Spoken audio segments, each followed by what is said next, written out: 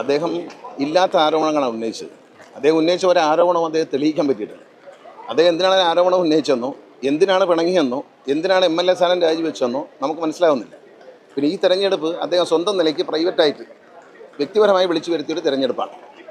കേരളത്തിൻ്റെ ഖജനാവിനെയും ഇന്ത്യയുടെ തെരഞ്ഞെടുപ്പ് സംവിധാനങ്ങളെയും ഒക്കെ നഷ്ടം വരുത്തിക്കൊണ്ട് വ്യക്തിപരമായ ചില താല്പര്യങ്ങൾക്ക് വേണ്ടി, നാടിൻ്റെ താല്പര്യത്തിന് വേണ്ടി അല്ല രാജിവെച്ചത്, വ്യക്തിപരമായ താല്പര്യങ്ങൾക്ക് വേണ്ടി രാജിവെച്ച് ഒരു തെരഞ്ഞെടുപ്പിലേക്ക് ഈ സംസ്ഥാനത്തെ ഒരു നിയമമണ്ഡലത്തെ തള്ളിവിടുമ്പോൾ കോടാനുകോടി രൂപയുടെ ചിലവും അതുപോലെ തന്നെ ജനങ്ങൾക്ക് അതുപോലെ ബുദ്ധിമുട്ടും ഉദ്യോഗസ്ഥർക്കും ഭരണ സംവിധാനങ്ങൾക്ക് ഏതാണ്ട് ഈ ഒരു മാസം എല്ലാ ഭരണ സംവിധാനങ്ങളും മലപ്പുറം ജില്ലയിൽ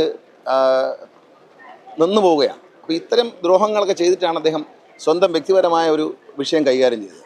അദ്ദേഹം പറഞ്ഞ ഒരു ആരോപണങ്ങളിലും നിയമത്തിന് മുമ്പിൽ തെളിയിക്കാൻ ഇതുവരെ കഴിഞ്ഞിട്ടില്ല എന്നുള്ളത് വളരെ ദുഃഖകരമായ കാര്യമാണ്.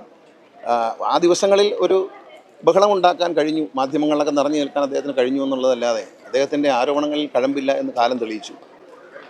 ഇത് അദ്ദേഹം വിളിച്ചു വരുത്തിയൊരു തെരഞ്ഞെടുപ്പാണ്. ആ തെരഞ്ഞെടുപ്പിൽ അദ്ദേഹം കൂടാൻ ഉദ്ദേശിച്ചത് UDF-നൊപ്പം ചെല്ലാം എന്നുള്ളതായിരുന്നു അദ്ദേഹത്തിൻ്റെ പരിപാടി. UDF-നെ ശരിക്കും അദ്ദേഹത്തിന് അറിഞ്ഞാത്തതുകൊണ്ടാണ് അദ്ദേഹം അങ്ങോട്ട് പോയത്.